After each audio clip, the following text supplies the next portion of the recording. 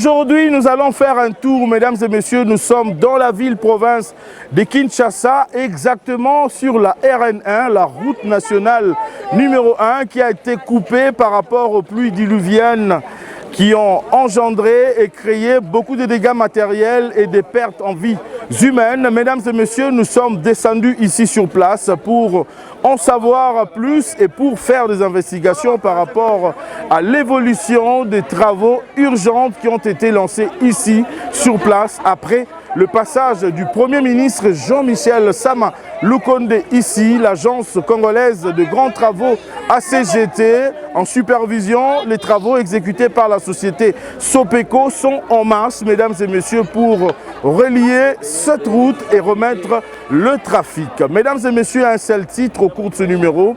Bienvenue à toutes et à tous à votre magazine, notre magazine RDC Infrastructure et Développement, depuis la route nationale numéro 1 à l'arrêt en vrac.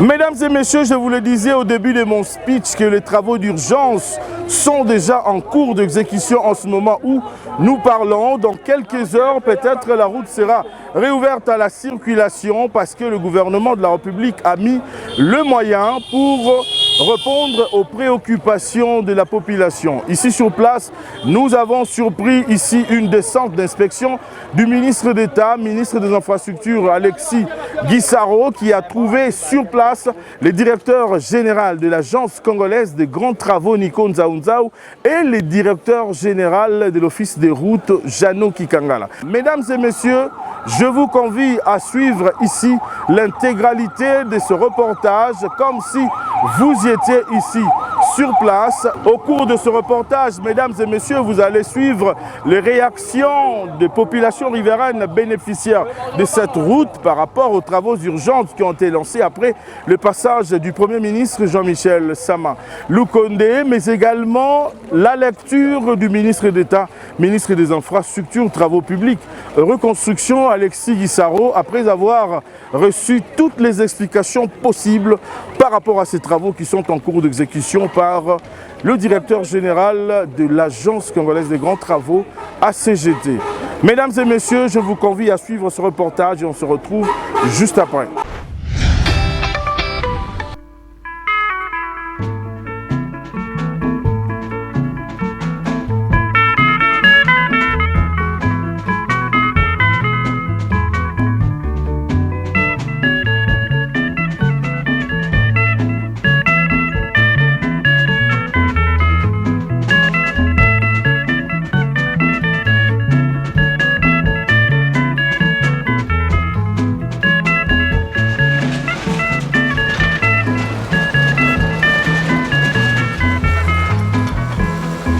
Les travaux d'urgence lancés pour la réhabilitation de la route nationale numéro 1 consistent donc à plusieurs travaux de lutte anti-érosive qui se réalisent sur la RN1 entre l'entrée du Campem PK0 plus 00 et Mitendi PK9 plus 00. Ces travaux exécutés sont les travaux de remblayage au moyen de gros éléments moellons, le compactage, la construction de bassins de rétention et des caniveaux. Par rapport au financement de ces travaux, c'est la Sopeco qui est concessionnaire de la République démocratique du Congo qui a cédé la gestion de la route. Elle finance donc les travaux que réalise la société CREC 7 et CISC sous le contrôle et surveillance de l'agence congolaise des grands travaux qui est maître d'ouvrage délégué du ministère des Infrastructures et Travaux publics qui est maître d'ouvrage.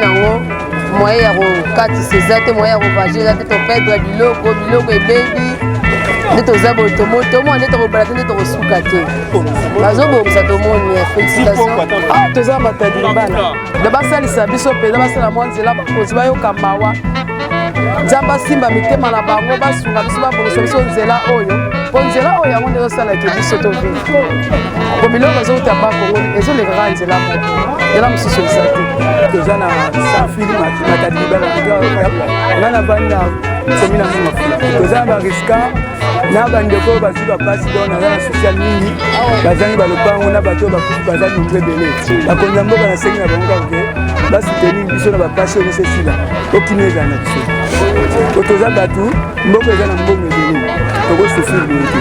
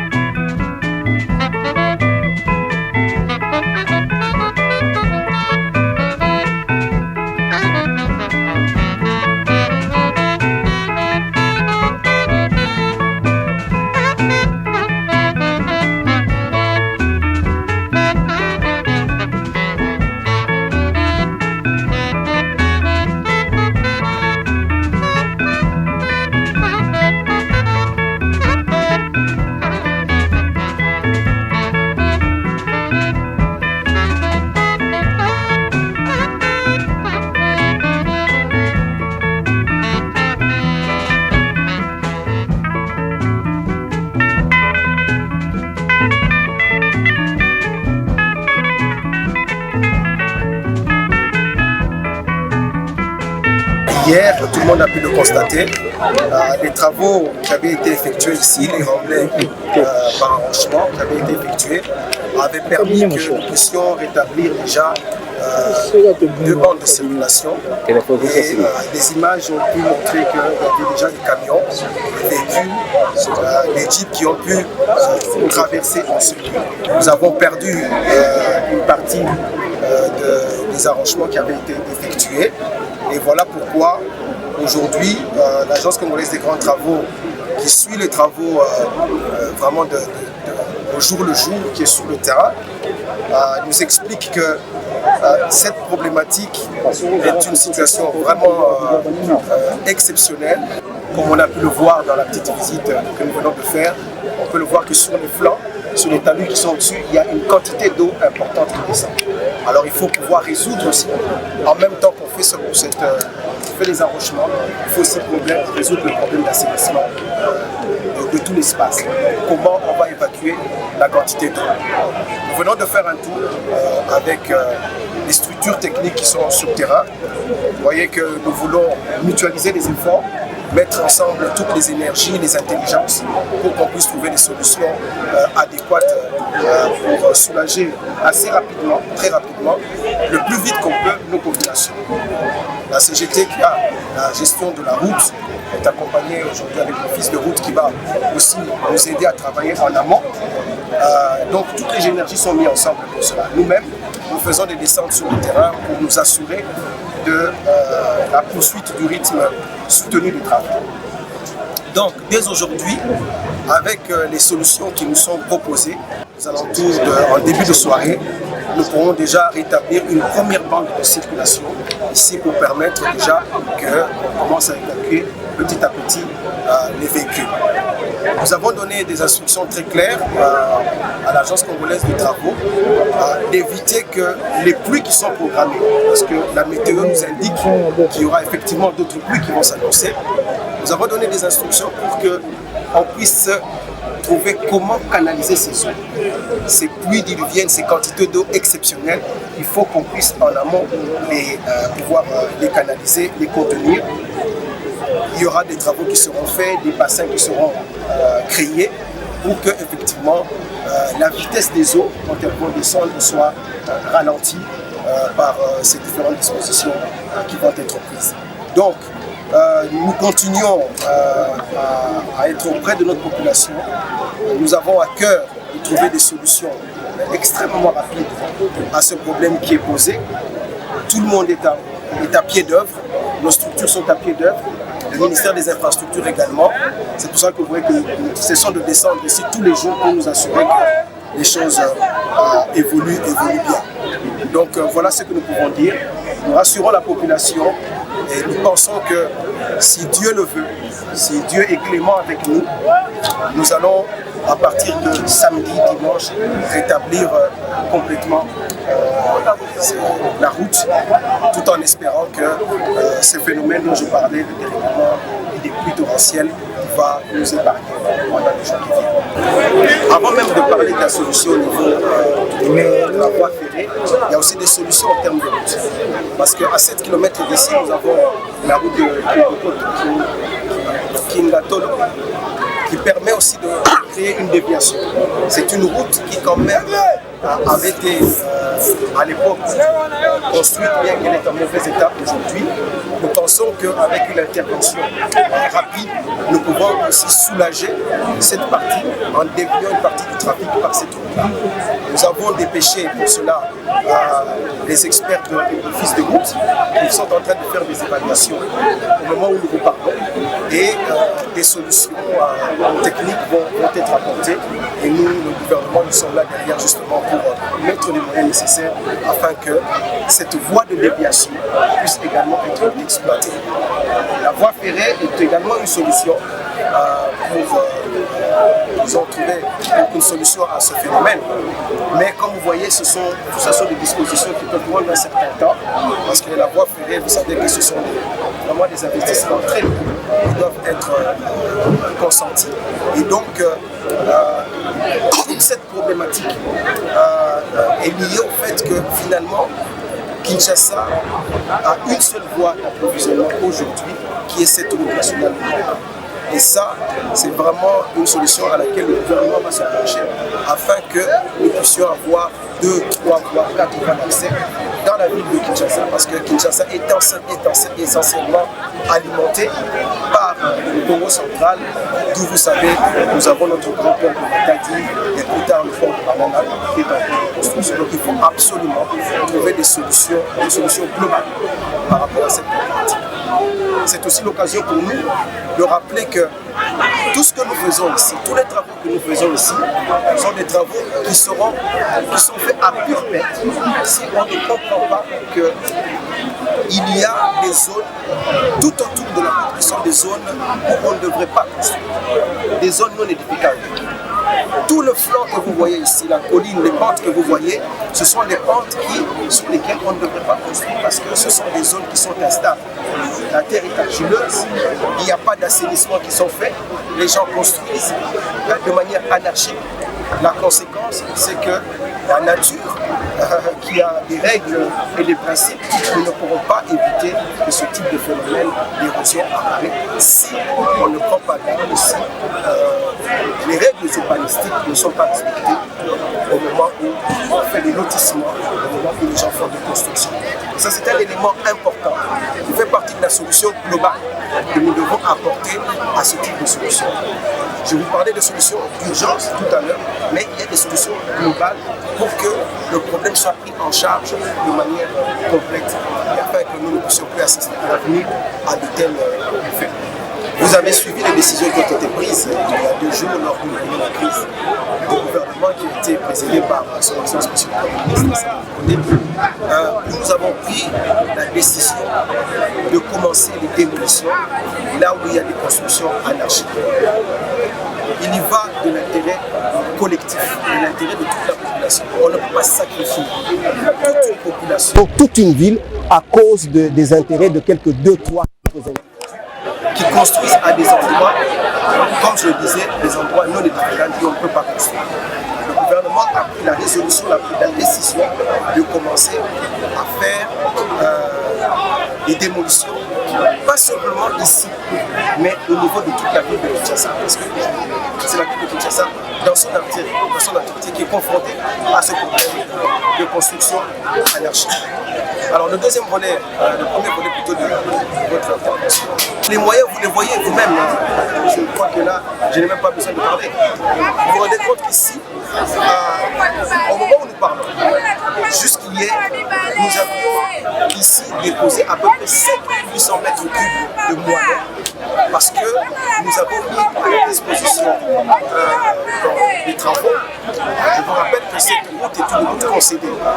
Et le maître d'ouvrage délégué qui est là, la CGT, a demandé au concessionnaire de mettre tous les moyens. Et donc ici, il n'y a pas un problème de moyens qui se pose. La solution d'urgence que nous sommes en train d'apporter ne souffre pas de problème de moyens. Nous souffrons d'un problème lié à la lutte contre un phénomène naturel, qui est le phénomène, comme je disais, de dérèglement climatique, qui fait que nous sommes obligés de travailler dans l'urgence face à des catastrophes naturelles. Donc la question des moyens ne se pose pas. Aujourd'hui, tous les moyens sont disponibles, tous les équipements nécessaires, tous les engins sont déployés sur le terrain. Nous avons simplement à gérer ici, si vous voulez, comment organiser les choses. Vous comprenez qu'il y a une pression compréhensible de la population, une pression sociale de la population parce que c'est une voie commerçante. Vous pouvez voir ici comment la population est obligée de passer d'un bout à l'autre, transportant des marchandises, des vivres. Donc tout cela entraîne aussi effectivement un ralentissement des travaux parce que nous devons quand même tenir compte du fait que cette population doit manger, cette population doit se déplacer. Il y a des problèmes médicaux, il faut apporter les gens amener les gens vers les hôpitaux.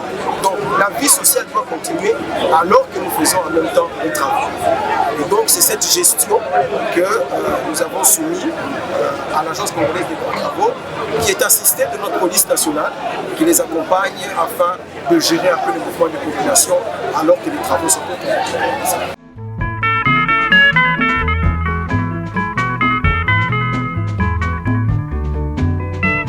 En ce moment où nous vous parlons, la route a été complètement reliée sur la première bande et de temps en temps elle est ouverte.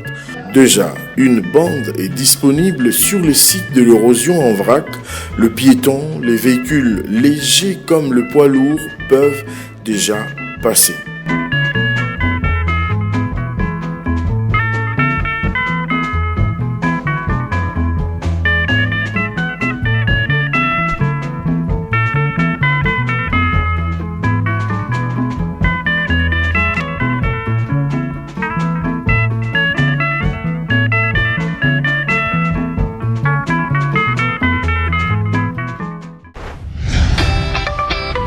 Mesdames et messieurs, merci infiniment de l'attention particulière que vous nous avez accordée depuis la route nationale numéro 1. Nous vous disons infiniment merci. On se retrouve au prochain numéro. Restez scotchés au programme de la RTNC, mesdames et messieurs. Vous n'êtes pas encore abonné sur notre chaîne YouTube Aimé Mutombo. Abonnez-vous massivement pour ne rien rater par rapport à l'actualité de la reconstruction de la République démocratique du Congo. Tout ce qui est en train de se faire sous le leadership du président de la République, Félix Antoine Tshisekedi, à Kinshasa comme dans le Congo profond. Mesdames et messieurs, le rendez-vous est pris pour la semaine prochaine. Au revoir, prenez bien soin de vous et de vos proches. On se retrouve au prochain numéro. Au revoir et à bientôt.